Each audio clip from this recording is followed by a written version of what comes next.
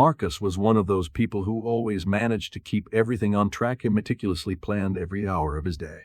An architect by profession, he was renowned for his talent in striking a balance between innovative ideas and practical solutions. That day, he had completed a challenging project for a major client, one requiring his utmost focus and dedication. Exhausted but satisfied with his work, Marcus left the office and got into his car, preparing for a peaceful evening at home.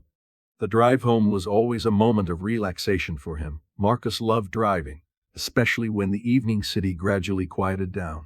The glow of street lamps flickered and reflected on his windshield, while the smooth turns of the roads brought a sense of calm. His thoughts were already far away. He pictured entering his warm house, where his wife Naomi and children were waiting for him. As he approached the intersection, the traffic light turned yellow. Marcus slowed down, observing the serene pedestrian crossing ahead. Nothing seemed amiss until he saw the glare of headlights speeding straight toward him.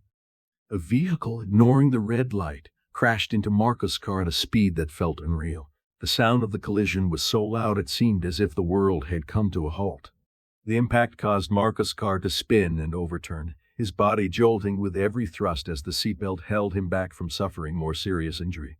Metal twisted, glass shattered, and the silence turned into chaos. Marcus lost his sense of direction. His breathing became irregular, and pain coursed through his entire body. He could barely feel his arms, his head throbbed, and the sound of a distant siren blended with the glare of headlights. Nearby, Harold, a senior man returning home after his evening walk, witnessed the crash. Without hesitation, he rushed toward the scene. He tried to pry open the car door, but it was jammed. Through the cracked window, he saw Marcus face motionless, slightly tilted to one side, with his hands limp on the steering wheel. "Hang on, son. Help is on the way," Harold whispered, pulling out his phone and dialing 911. His voice trembled, but determination resonated in it. The sirens of the ambulance pierced through the quiet night as the vehicle approached the brightly lit entrance of the hospital. Inside, lying on a stretcher, was Marcus. His breathing remained shallow, his chest rising and falling weakly. His face was covered in scratches and blood trickled down his temple. The paramedics attending to him worked tirelessly, checking his oxygen levels and striving to stabilize his condition. Harold, who had been by his side from the start, sat nearby in the ambulance, watching with growing concern as Marcus clung to life. "Hold on, Marcus, we're here," one of the paramedics reassured as the ambulance came to a stop. The doors swung open, and the medics hurried inside, pushing the stretcher toward the emergency room entrance. They were ready to act, ready to save a life. But what awaited them at the hospital doors was unexpected resistance.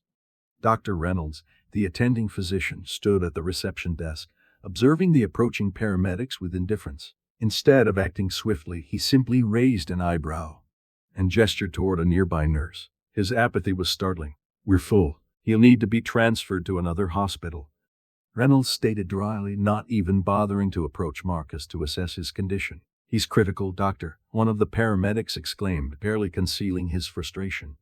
"He won't survive another transfer. You need to treat him now."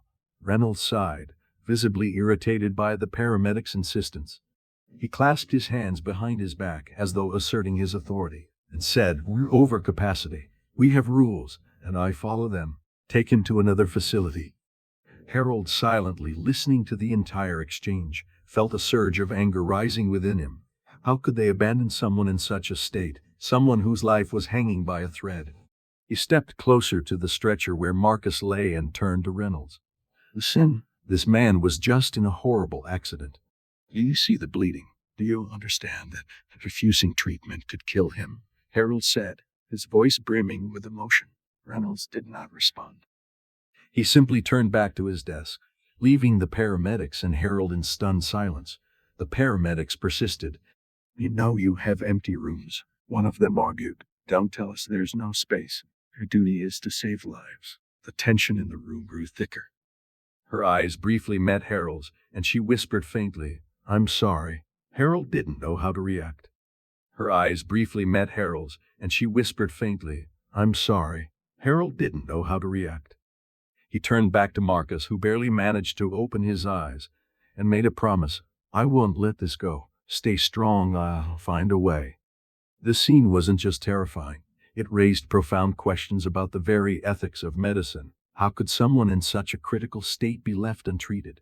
And why would those sworn to save lives stand by and do nothing? Harold stood amidst the chaos of the emergency department, trying to gather his thoughts after witnessing the doctor's refusal to treat Marcus. Something inside him felt like it was breaking. How could anyone leave a man in such a critical state when every second mattered? Unsure of what else to do, he grabbed his phone and began recording. "Look at this," Harold said, his voice trembling with anger. "This man just survived a horrible accident. He's barely breathing and they're telling us to take him to another hospital. This isn't fair. This isn't humane." He carefully captured every moment on video. Dr. Reynolds' indifferent expression, the nurse's worried look, and the helplessness of the paramedic standing next to Marcus' stretcher. Harold knew the world needed to see this, and with a determined press of a button, he uploaded the video. The video quickly began to go viral. Harold watched as the view count skyrocketed and comments poured in. People were outraged. "This is absolutely unacceptable. This needs to stop. That doctor must be held accountable." The power of social media had taken hold, and Harold knew he had made the right move. Meanwhile, as Harold shared the video, one of the younger doctors, Dr. Patel, observed the scene from his post. His heart ached at what he was witnessing. Patel had always believed that medical care. Patel hesitated for a long moment. He knew that stepping in could put his career at risk. But when he looked at Marcus, struggling for each breath, his sense of duty overrode his fear. He approached Harold, speaking in a quiet but resolute tone. "This way," he said, gesturing toward a side door. "Quickly. I can't let him go without help. We won't tell anyone." Harold looked at the doctor, his eyes filling with gratitude.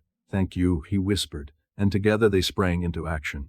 Patel led them down a narrow corridor to a small room equipped with basic medical supplies. Without hesitation, he grabbed what he needed and began working.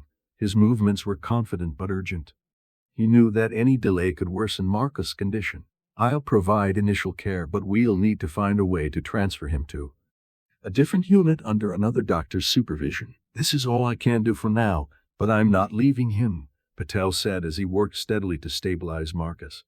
His voice was calm, but there was a strong determination behind it. As Patel worked, Harold watched him, glancing occasionally at his phone to monitor the online response. The video had now reached thousands of views, and the comments were growing louder and more forceful.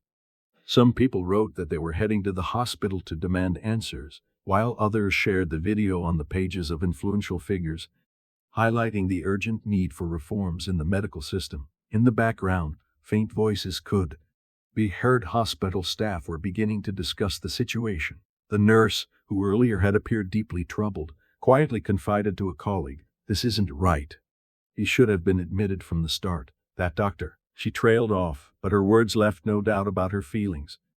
Having completed the first stage of treatment, Patel turned to Harold and said, "I've done everything I can for now, but we need to figure out how to transfer him to a unit under someone else's care. We'll fight for him." When Harold's video spread across social media, the reaction was immediate. Thousands of comments flooded in, with people expressing outrage over the hospital's refusal to help Marcus. Hashtags calling for justice appeared everywhere, and activists quickly organized a protest outside the hospital. Demonstrators carried signs emblazoned with phrases like "Healthcare for all" and "Justice for Marcus." The hospital's leadership initially defended its decision, claiming the refusal was due to overcrowding. However, investigative journalists uncovered the truth. There had been ample space in the emergency unit. Former patients began sharing their own stories of similar incidents, reinforcing suspicions of systemic bias within the institution. The situation caught the attention of local politicians, who publicly demanded a full investigation. City officials established a special commission to review the hospital's actions and examine other potential cases of patient discrimination. Inside the hospital, tensions ran high. Many staff members condemned Dr. Reynolds' actions, openly stating that his decision violated ethical standards.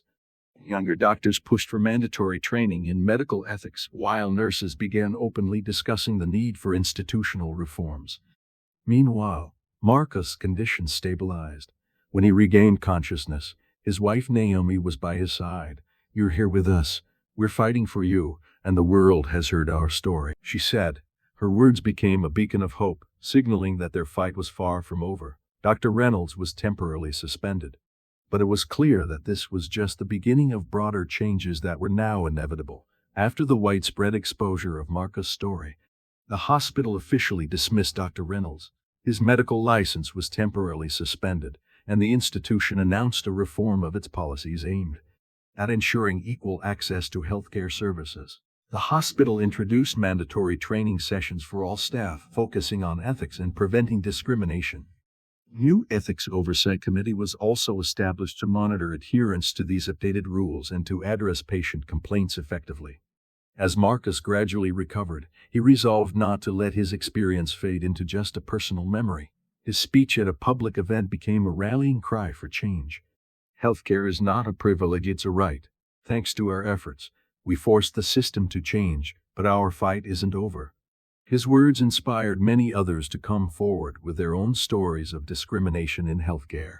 This momentum sparked legislative initiatives designed to protect patient rights across the country. Marca's story didn't just transform the policies of one institution, it laid the groundwork for sweeping reforms on a national scale.